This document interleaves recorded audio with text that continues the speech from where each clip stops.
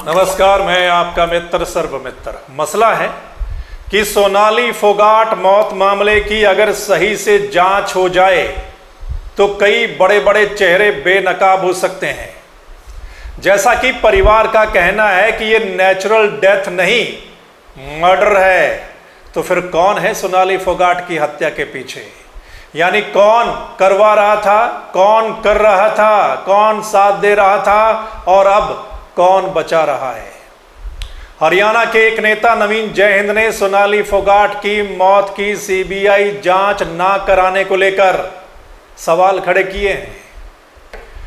उनका कहना है कि अगर सीबीआई जांच होती है तो बड़े मगरमच्छों के फंसने की उम्मीद है। इसी डर के चलते सीबीआई जांच के आदेश नहीं किए जा रहे।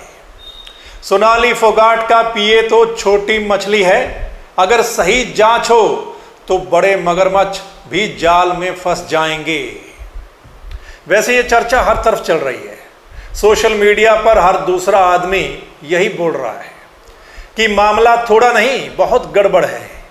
वैसे ये बात सोचने वाली है कि हरियाणा की बीजेपी सरकार अपनी ही पार्टी की नेता, जो अपने हलके में काफ़ी एक्टिव थी, बीजेपी नेताओं के मुताबिक वो काफ़ी हार्ड वर्कर थी, तो फिर उसकी मौत की उच्च स्तरीय जांच क्यों नहीं करवा रही?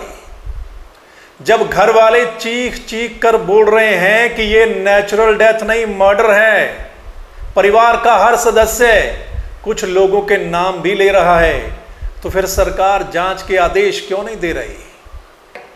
जांच तो दूर की बात, वहां गोवा में एफआईआर तक दर्ज नहीं की गई। गोवा में सोनाली फोगाट के भाई ने लिखित में शिकायत दी, उसमें बाकायदा सब कुछ लिखा कि किस पर शक है, लेकिन उसके बावजूद भी मामला दर्ज नहीं किया गया।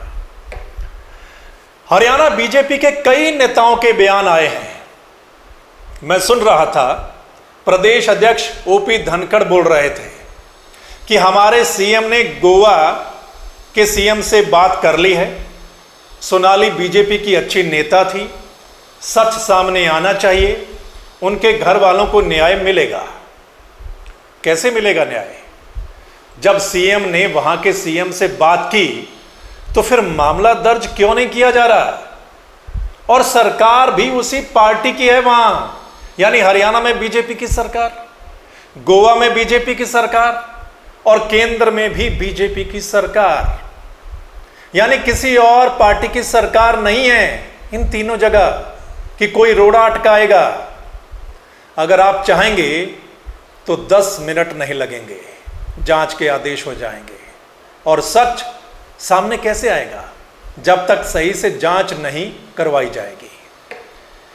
मैं 2 और मंत्रियों को सुन रहा था, वो कह रहे थे कि सोनाली हरियाणा की बेटी थी, दबंग थी, पार्टी के लिए काफ़ी काम किया था उसने, उसके परिवार को न्याय मिलेगा। कमाल है, खाली बोलने से क्या उस परिवार को न्याय मिल जाएगा? जो परिवार कह रहा है कि गोवा में तो उनकी सुनवाई नहीं हो रही, वहाँ की पुलिस तो उनकी बात नहीं सुनती। वहीं एक और बड़ी बात सुनिए, अभी मैंने एक मीडिया रिपोर्ट देखी है कि हरियाणा के होम मिनिस्टर अनिल विज कह रहे हैं कि उच्च स्तरीय जांच होनी चाहिए, मामले का जो सच है वो सामने आना चाहिए।